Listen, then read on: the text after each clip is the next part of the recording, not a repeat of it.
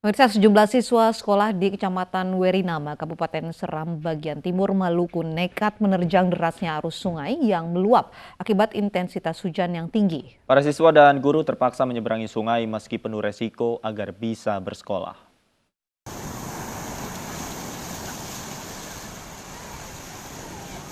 Inilah video amatir saat 4 orang siswa SMP yang nekat menyeberangi derasnya aliran sungai di tengah banjir. Salah seorang siswa pun sempat jatuh dan nyaris terseret arus sungai Ulil. Kondisi ini hampir setiap hari dihadapi para siswa saat musim hujan. Lantaran hingga kini belum ada jembatan ataupun jalan alternatif yang menghubungkan Desa Tobo dan Batu Asa, Kabupaten Seram bagian timur Maluku. Selain harus menerjang derasnya arus aliran sungai, para siswa dan guru pun harus melalui medan yang cukup terjal sejauh 1 km hingga sampai di sekolah yang letaknya di Desa Batu Asa. Pihak sekolah pun memberi kebijakan bagi para siswa yang tinggal di seberang sungai untuk tidak bersekolah hingga cuaca membaik. Ketika ada hujan juga kondisi jalannya memang kayak gitu, kondisi sungainya memang banjir kayak gitu. Tidak ada, karena memang kita ini kan akses jalannya lewat pantai saja, cuman ada alternatif pantai. Karena memang kita tidak punya akses jalan darat, akses jalan di darat itu memang nggak ada sama sekali, apalagi jembatan. Agar aktivitas tidak terganggu saat musim hujan tiba, para siswa, guru, dan warga berharap pemerintah melalui dinas terkait segera membangun jembatan penghubung desa. Dari Ambon, Maluku, Fandiwati Mena, iNews melaporkan. Kesulitan penuhi kebutuhan sehari-hari, seorang pemulung yang merupakan orang tua siswa di Kota Tangerang, Banten tak mampu belikan anaknya ponsel untuk kebutuhan belajar online di rumah selama pandemi COVID-19.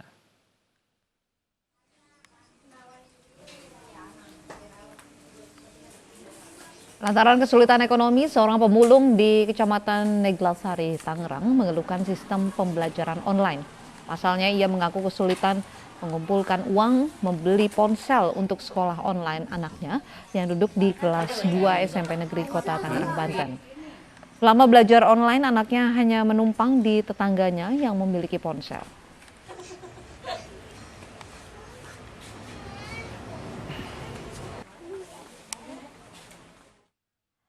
Dan saat ini sudah bergabung bersama kami Ida, orang tua anak yang harus meminjam handphone tetangga untuk belajar selama sistem pembelajaran online. Selamat sore, Ibu.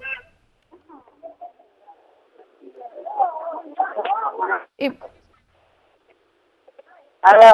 Baik, Ibu bisa diceritakan apa yang harus dilakukan anak Ibu begitu untuk bisa belajar online?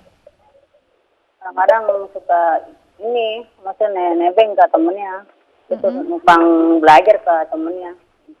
Dia kan nggak punya HP. Jadi setiap pagi datang ke Dia rumah temannya. berangkat. Dia setiap jam belajar dia datang ke rumah temennya belajar gitu, numpang belajar di temennya. Kan dia nggak punya, anaknya nggak punya HP. Ibu tidak punya HP dan tidak ada jaringan internet juga di rumah begitu ya, Ibu? Iya, nggak ada. Ada berapa anak Ibu yang bersekolah online, Bu? Satu orang. Satu orang. Jadi setiap hari anak Ibu terus ke rumah temannya meminjam ponsel milik temannya, Bu ya? Iya. Selama ini ada keberatan, Bu, dari orang tua temannya atau dari temannya? Nggak keberatan, malah dia nolongin anak saya tiap hari. Membantu anak saya tiap hari gitu, nolongin. Mohon maaf, Ibu boleh tahu pekerjaan Ibu dan juga Bapak apa? Saya kuliah ngebeset. Kuliah ngebeset saya. Jadi memang selama ini apakah anak pernah meminta Ibu dibelikan ponsel supaya bisa belajar online, Ibu? Emang pernah minta beliin, tapi saya kan nggak punya uangnya. Kan saya buat makanannya repot, baru-baru buat beli HP. Terus apa yang Ibu katakan, Ibu jelaskan kepada anak Ibu ketika meminta Ya ponsel? kadang-kadang dia selama ini numpang dulu ke teman, terus kalau saat punya milik rezeki pasti dibeliin sama orang tua gitu. Tapi Saya bilangnya begitu ke anak saya. anak Ibu mengerti keadaan begitu ya? Iya, kadang-kadang dia sedih, anak-anak punya HP dia kagak gitu, Bu. Dari pihak sekolah, Ibu mungkin ada yang membantu meminjamkan handphone atau anak Ibu difasilitasi bisa pakai fasilitas sekolah atau seperti apa, Ibu, biar bisa belajar? Ada mungkin? Kagak, itu mah tetangga saya yang ngasih. Tangga saya teman dia ngaji gitu, teman dia ngaji kemana-mana gitu. Kalau teman sekolah mah enggak sih, enggak. Tapi Enggak. pihak sekolah apakah tahu kondisi ibu? Gurunya gitu. Mm-mm. Tahu sih dia, emang Nur Isma nggak punya HP. Saya bilang nggak punya Bu, tapi Nur Isma belajar. Dia setiap itu dia minjem ke temennya, kata dia gitu, kata gue nggak apa-apa, kata dia gitu. Tidak ada solusi lain yang ditawarkan dari pihak sekolah begitu selain pinjam handphone dari teman, Ibu? Saya bilangin dia belajarnya sama siapa? Kadang-kadang mau tetangga, lain kelas sih dia mau udah SMA gitu. Sudah berapa lama Bu anak Ibu bolak-balik meminjam ponsel temannya untuk belajar Bu? Selama belajarnya selama ada COVID lah. Selama nggak masuk sekolah, dia yang belajar di rumah minjem ke temennya. Selama COVID artinya sudah beberapa bulan. Sempat terganggu Bu proses belajarnya? Anak Ibu mungkin suka mengeluh kepada Ibu proses belajarnya Iya, terganggu? kadang-kadang enakan nggak belajar sekolah kan.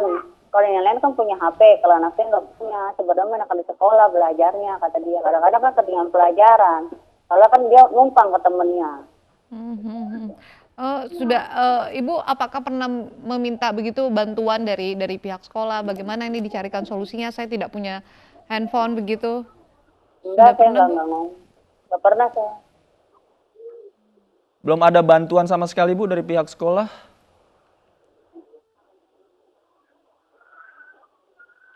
Ibu Ida? Apa Bu? Sudah ada mungkin bantuan dari pihak sekolah, Ibu? Kagak, bantuan. Iya sebulan sekali sih bantuan terkadang beras gitu. Kan bukan sekolah, iya di sekolah. Kadang-kadang duit gitu bantuan, sebulan sekali. PKH bantuannya. Kan nggak cukup Bu bakal beli HP. Tapi walaupun dengan harus Makan meminjam, aja repot Bu, bawa beli HP.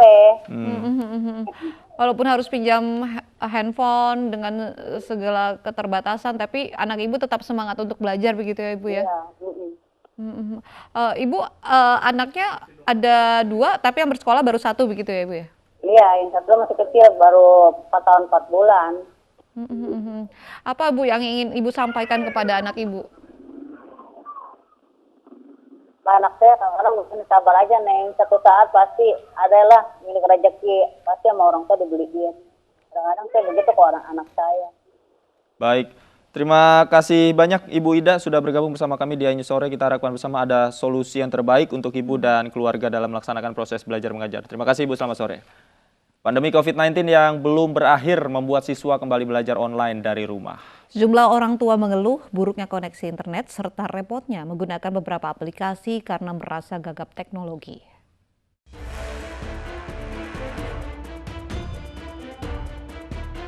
Tahun ajaran baru sudah dimulai. Karena pandemi COVID-19, para siswa terpaksa harus kembali bersekolah dari rumah secara daring atau online.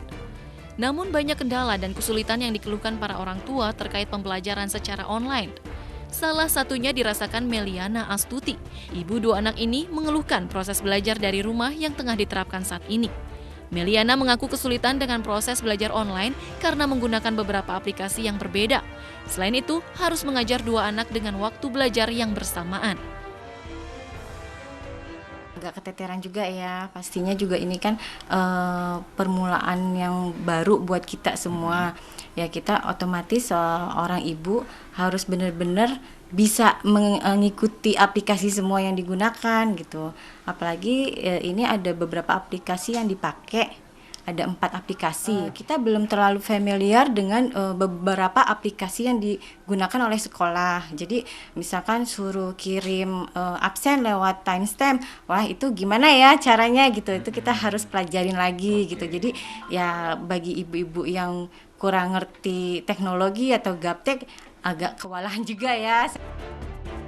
Selain beberapa aplikasi yang membuat repot, Meliana juga mengeluhkan koneksi internet yang tidak stabil selama proses belajar berlangsung. Koneksi juga kadang-kadang internet keganggu ya. Jadi kita tuh kadang-kadang suka telat masuk karena ya koneksinya tidak bagus. Sementara itu, 2 anak Meliana, Javas dan Jasmine justru merasa lebih senang bila belajar secara langsung di sekolah karena bisa bersosialisasi dengan teman.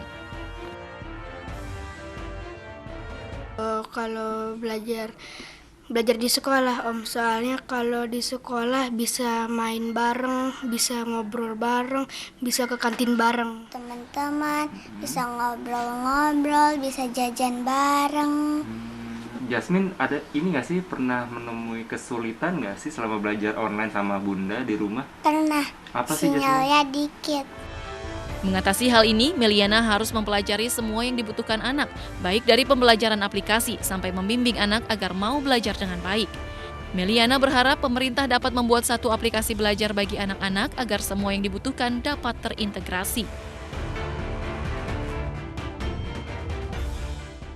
Kita beralih ke informasi lain, pemirsa. Kapolri copot jabatan 3 jenderal buntut dari kasus buronan kelas kakap Joko Chandra. Ketiga jenderal sedang dalam tahap pemeriksaan oleh Propam Mabes Polri.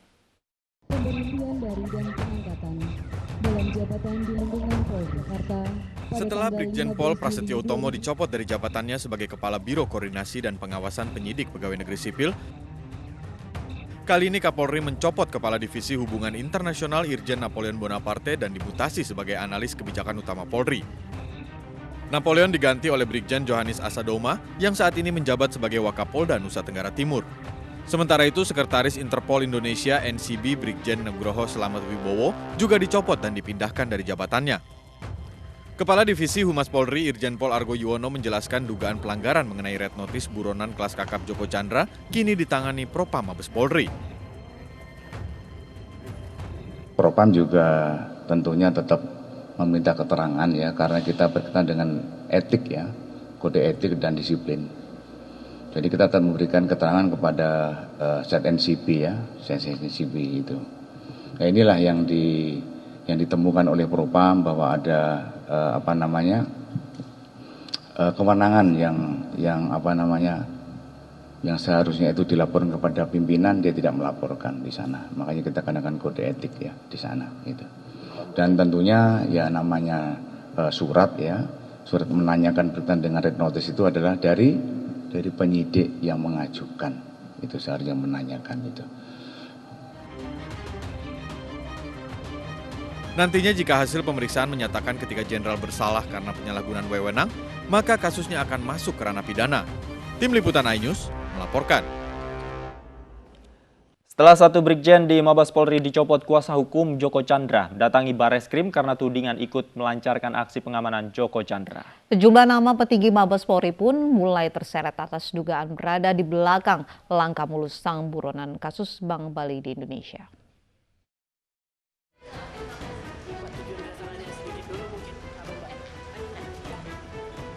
Kuasa hukum Joko Chandra Anita Kolopaking mendatangi gedung Bareskrim Polri untuk mengklarifikasi tuduhan memuluskan jalan Joko Chandra ke Indonesia.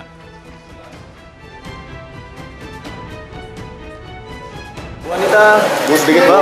Sedikit Bu, gimana laporannya gimana Bu? Gimana Bu? Enggak, bukan laporan, kami baru mengklarifikasi penyiaran yang disebarkan oleh Diaplo ya. Sekarang lagi dalam pendalaman. Masih dalam pendalaman jadinya ya. Jadi sabar dulu aja. Jadi soal yang dipublish di Twitter itu betul adanya? Tidak demikian. Fotonya betul tapi beritanya lain. Jadi sama sekali makanya kita tadi klarifikasi. Artinya percakapan itu benar adanya? Nggak ada. Artinya Ibu kan dituding ikut berperan menyembunyikan. Insya Allah nanti kita lihat hasilnya nanti dari pendalaman dari kepolisian. Tapi tadi diskusi apa aja Bu yang di Nanti aja, masih dalam pendalaman, gak enak saya menyampaikan lebih dulu ya. Oke, yuk. Berarti bukan laporan ya Bu ya? Belum, masih klarifikasi. Tidak diterima? Iya.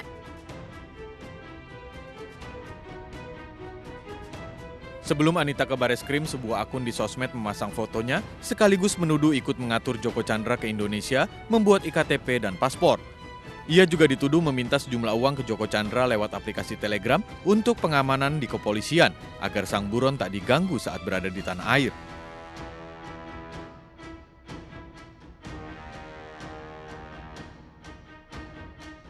Hingga saat ini polisi sudah mencopot jabatan 3 jenderal karena membantu Joko Chandra.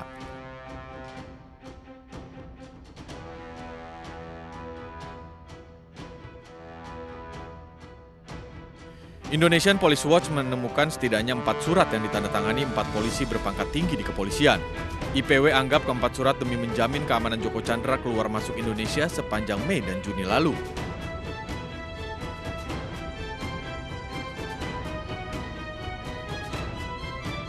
Indonesia Police Watch menemukan 4 surat yang dikeluarkan oleh jenderal-jenderal polisi untuk memberikan keistimewaan kepada Joko Chandra. Ini menunjukkan bahwa ada persekolahan jahat dari para jenderal polisi untuk menyelamatkan atau mengamankan buronan kelas kakap ini. Polisi mengaku sedang mendalami kasus ini dan tak segan memproses hukum anggota yang terlibat. Namun Kadif Humas Mabes Polri tegas menyebut keterlibatan polisi atas inisiatif sendiri alias bukan instruksi pimpinan. Tadi saya jelaskan apa? Inisiatif? Apa tadi? Inisiatif sendiri, ya. Sayangnya penjelasan Mabes Polri soal inisiatif sendiri membuat ragu Indonesian Police Watch. Yang kita sayangkan juga adalah penjelasan Humas kemarin, Humas Polri yang mengatakan ini adalah tindakan individu. Mana mungkin ada 4 surat yang dikeluarkan oleh 4 jenderal disebutkan sebagai tindakan individu. Dan mereka ini unit kerjanya beda-beda. Sebelumnya Lurah Grogol Selatan dicopot karena mengeluarkan KTP elektronik Joko Chandra. Namun kala itu sang lurah tak tahu menahu soal status buron dan menganggap semua warga yang datang ke kantornya harus dilayani.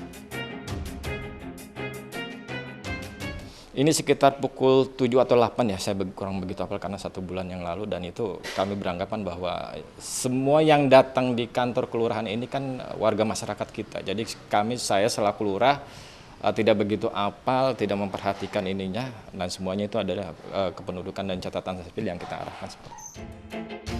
Joko Chandra buron 11 tahun kasus korupsi utang Bank Bali masuk Indonesia demi mengajukan peninjauan kembali kasusnya di Pengadilan Negeri Jakarta Selatan. Tahun 2009, Mahkamah Agung memvonisnya 2 tahun penjara sekaligus memerintahkan negara menyita hartanya setengah triliun rupiah di Bank Bali. Joko Chandra kemudian melarikan diri 1 hari sebelum keluar vonis Mahkamah Agung. Senin depan 20 Juli pengadilan menjadwalkan lagi sidang peninjauan kembali kasus Joko Chandra yang sempat tertunda 2 kali. Pasalnya Joko Chandra tak hadir di persidangan dan kembali menghilang. Tim Liputan iNews melaporkan. 28.000 pengemudi ojek dan taksi online di sejumlah wilayah di tanah air mendapat bantuan pulsa. Program yang diinisiasi MPR RI ini untuk meringankan beban ekonomi pekerja informal di tengah pandemi COVID-19.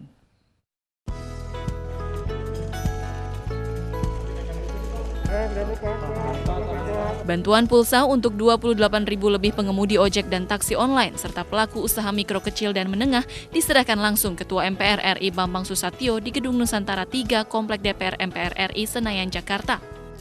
Bantuan ini merupakan donasi dari masyarakat Indonesia selama hampir 3 bulan yang diinisiasi MPR RI.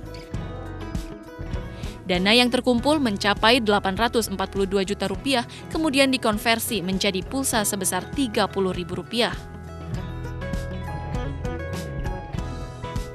Ya, tadi sudah disampaikan, dan ini akan disalurkan melalui Telkomsel ya, untuk sekitar 28.000 pengemudi ojek online, GoFood, dan berupa GoGift.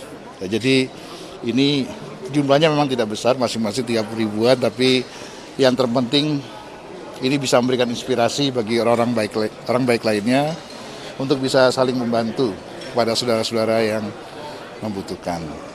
Apalagi MPR yang jelas-jelas lembaga yang harus mengawal ideologi Pancasila sebagai rumah kebangsaan dan juga mengawal demokrasi, tentu pada tempatnya dalam kondisi bangsa seperti ini harus terus melakukan sejumlah upaya agar kita memiliki satu kebersamaan dalam penanggulangan bencana.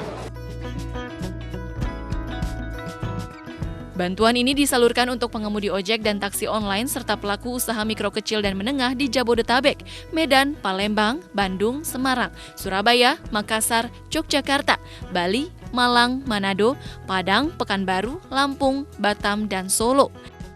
Dari Jakarta,